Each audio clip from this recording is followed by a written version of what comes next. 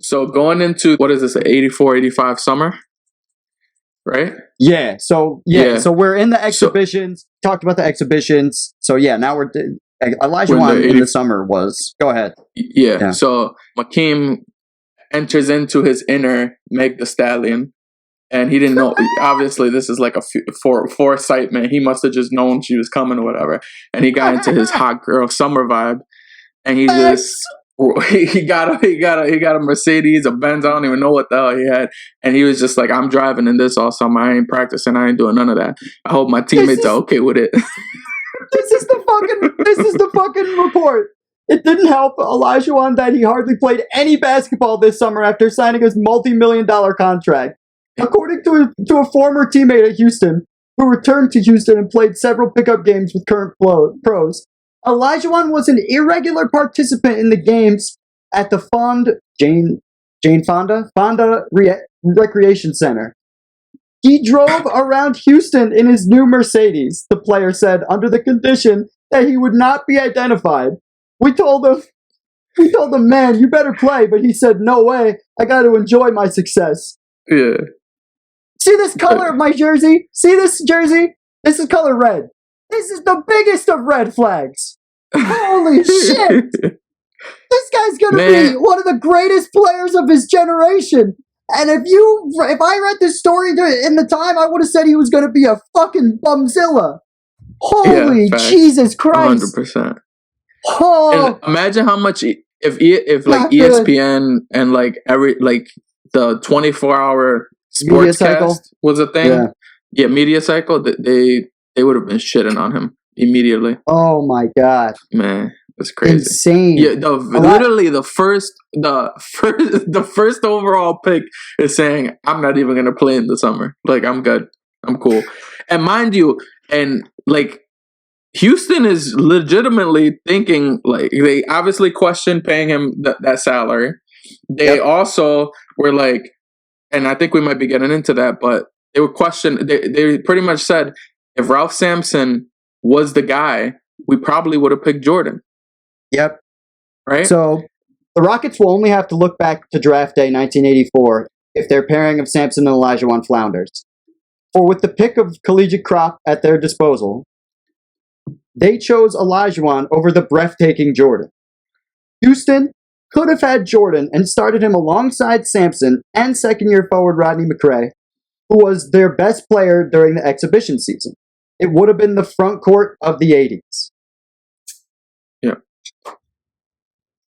This could still be the front court of the 80s, though. Just saying. Yeah. Hey, and the crazy part is, like, everything going into this is like you said, red flags, right? But when you're looking at the core of the two players, you have a much more seasoned Jordan, right? Literally won a national championship. You got a guy who couldn't win the championship, and it was due to his own inabilities, right? Yeah. And then now it's like, all right, you're gonna pick this guy over Jordan because you don't trust your current center, who you just messed up on the last year, or you might have felt like, who was the rookie of the year. He was great. Rookie of the year, 7'4", and we're going to talk about it. Totally ahead of his time. Light years ahead of his time. 21-11 with 2.5 blocks a game, shooting 52%, and you want another center. Yeah. So, and then you choose not to pick the guy who's seasoned. Everybody felt like was the best player in that draft, or most people did at least. Especially after the Olympics. Yeah, going into the summer, you got a guy that said, I'm not going to play basketball. And then you have a guy that said, I want to play basketball so much I'm going to go into the Olympics and completely dominate it. Yeah. So it's just, I think that's partially the reason the way the Rookie of the Year occurs in this season, which we're going to get to it, happens the way it happens. I think that spotlight and the way that they're looking at these two players matters a lot going into this season. True. Yeah, here's more on that. So there are those who believe that the Rockets missed a rare opportunity by not selecting Jordan. Among the most outspoken was the recently retired Elvin Hayes, who spent the final 3 seasons of his 16-year career in Houston. Elvin Hayes, Hall of Famer, legend, especially at this point, uber legend. I think the Rockets made a mistake, he said.